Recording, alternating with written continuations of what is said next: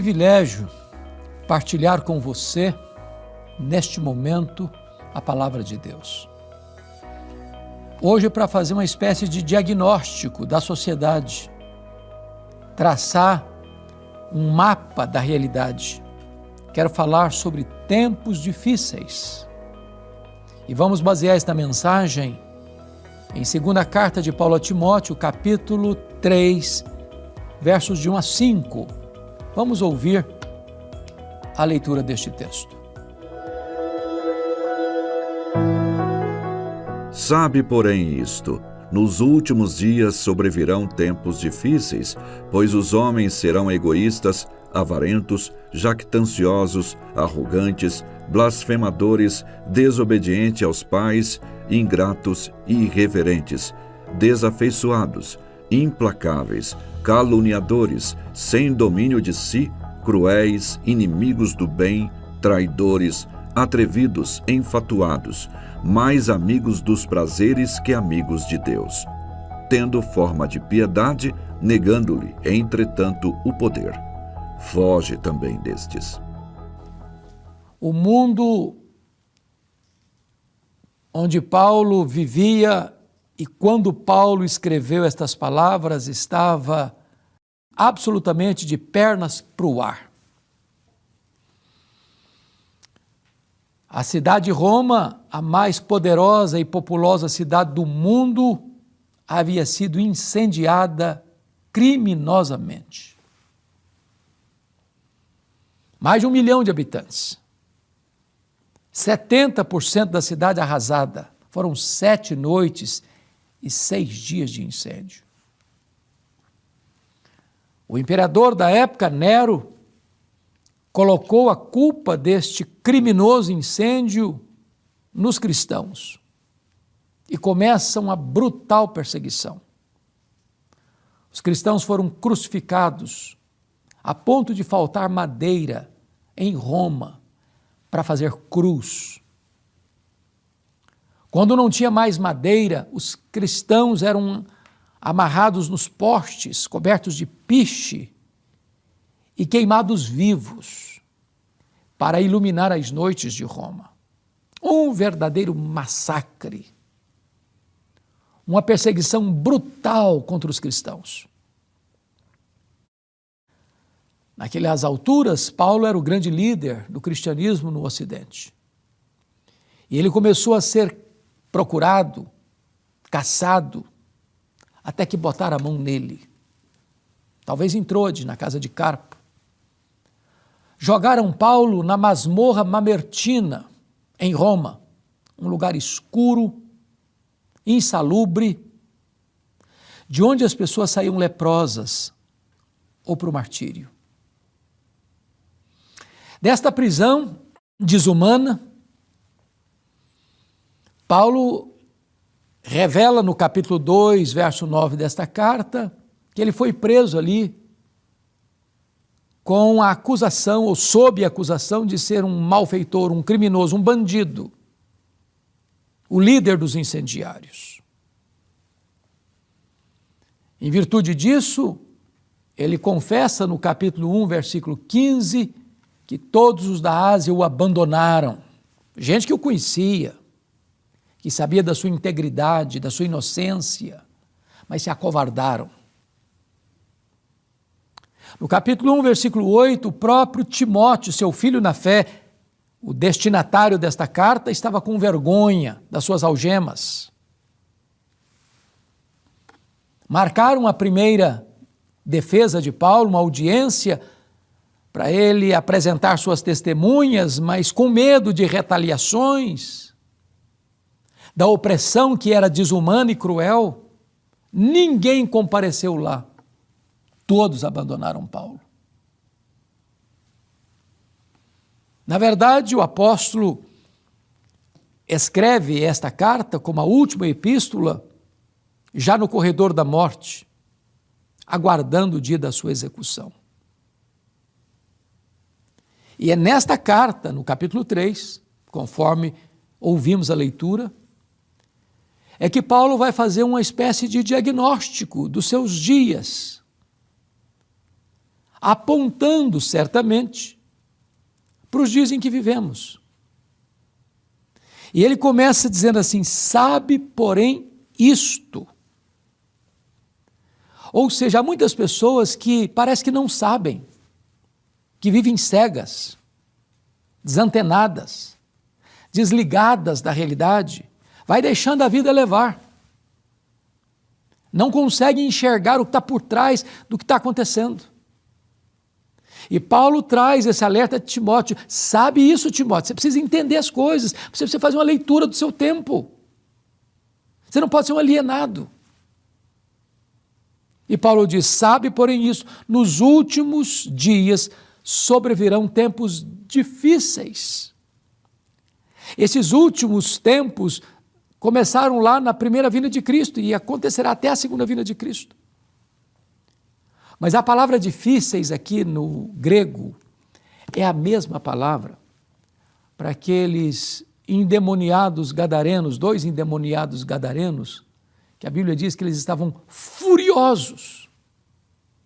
O que Paulo deseja retratar para nós é que esses últimos dias são dias violentos, como que inspirados por uma força maligna, destruidora, avassaladora, que vem como uma tempestade, jogando tudo por terra, que vem derrubando pilares da sociedade, que vem destruindo os fundamentos da sociedade, que vem desconstruindo os valores da família, que vem impondo o terror da violência nas ruas.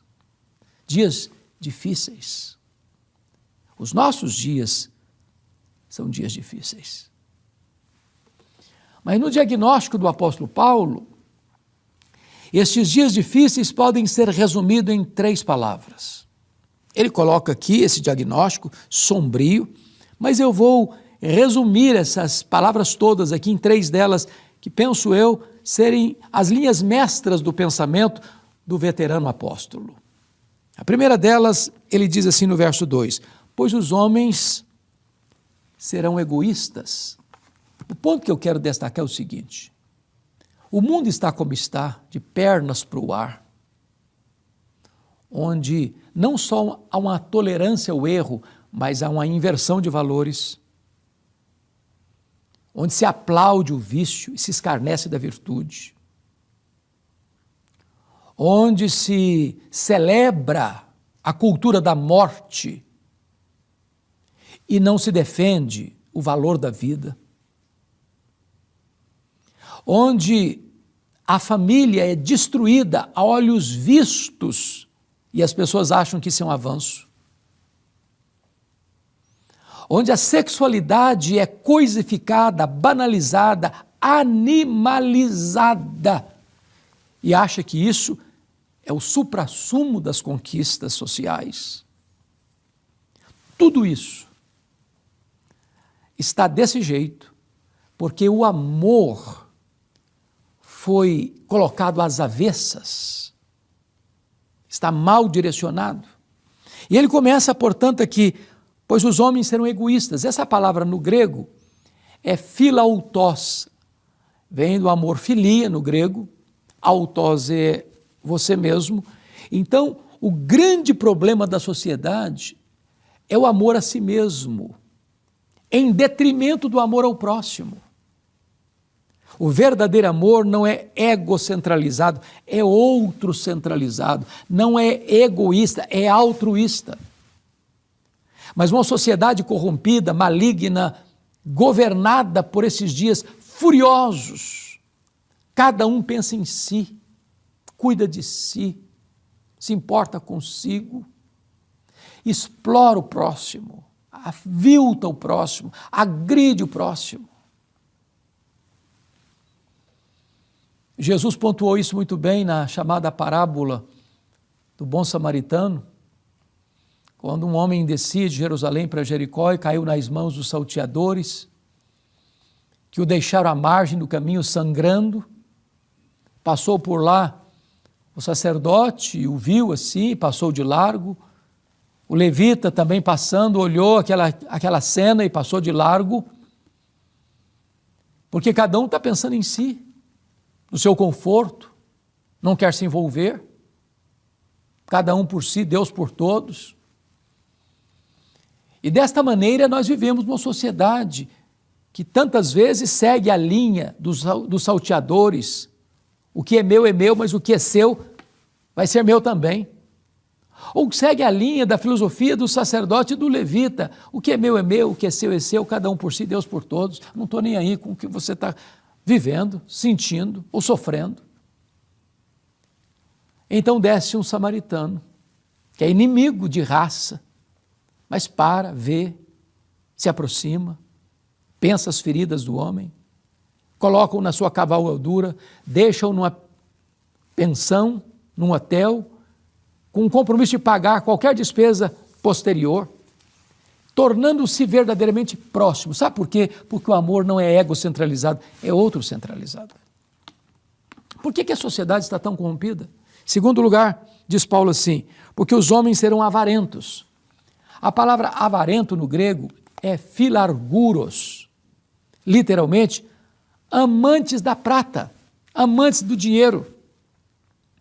O dinheiro é a mola mestra dessa sociedade, onde as pessoas adoram o dinheiro como um deus, mamon. Por dinheiro as pessoas matam, morrem, corrompem, são corrompidas. Por amor ao dinheiro as pessoas vendem a alma para o diabo. E esta avareza é que leva o assalto aos cofres públicos, a corrupção nos governos, nas empresas. É a corrupção movida pelo amor ao dinheiro que tira recursos dos hospitais e pessoas morrem na fila, sem assistência, sucateando as estradas, tendo tantos acidentes. Porque os recursos são jogados no ralo da corrupção. Por quê? Por avareza, amor à prata, amor ao dinheiro. Nós devemos adorar a Deus, amar o próximo e usar as coisas. Mas nessa sociedade, as pessoas amam as coisas, usam as pessoas e se esquecem de Deus. Mas finalmente, Paulo vai fazer um outro diagnóstico. Lá no capítulo 3, versículo 4, dizendo que os homens são mais amigos dos prazeres do que amigos de Deus. E a ideia aqui é de filomenos. É a pessoa que vai amar o prazer, mais do que amar a Deus. E nós estamos vivendo nessa sociedade hedonista, que vive por prazer, que bebe todas as taças dos prazeres, que quer sexo livre, que quer drogas sem criminalização, que aprova o aborto, que aprova a ideologia de gênero, que aprova todas as coisas que estão na contramão da ética, da moralidade, da cultura judaico-cristã, que serviu de pilar central da sociedade. As pessoas querem tudo aquilo que atenda ao reclamo, ao desejo da sua carne, da sua vontade. E esta filosofia tão popular no primeiro século, chamada de hedonismo, patrocinada lá pela ideia e pensamento que resume essa filosofia: comamos e bebamos porque amanhã morreremos. Não tem amanhã, não tem prestação de contas, não tem juízo final, não tem céu nem inferno, a vida é só o aqui e o agora, então vamos beber todas as taças dos prazeres. Por esta razão, porque os homens amam a si mesmos e não ao próximo, porque os homens amam o dinheiro e não a Deus, porque as pessoas amam mais os prazeres do que a Deus, é que a sociedade está vivendo esse caos, dias difíceis. Você e eu podemos reagir a isso, voltarmos para Deus, colocarmos nossa vida nas mãos de Deus e viver para a glória de Deus, para respeitar a vida, amar o próximo e alterar o cronograma dessa sociedade que jaz no maligno, que caminha célere para a destruição. Não há outro que possa nos dar esperança, a não ser Jesus Cristo. Eu conclamo você a vir a Cristo, a entregar sua vida para Ele, a viver de modo digno dEle, para ser luz e sal neste mundo tão confuso. Que Deus nos ajude, que Deus tenha misericórdia da nossa vida, da nossa família, da nossa pátria. Vamos orar. Querido Deus, te agradecemos pelo alerta da Tua palavra. Não permita que nos conformemos com este século, que venhamos a ser amigos do mundo, constituindo-nos assim em inimigos Teus. Que possamos, meu Deus, não nos conformarmos a ponto de amar o mundo e as coisas que há no mundo. Guarda o nosso coração do mal. Abençoa as pessoas que estão nos assistindo agora. É a nossa súplica em nome de Jesus. Amém.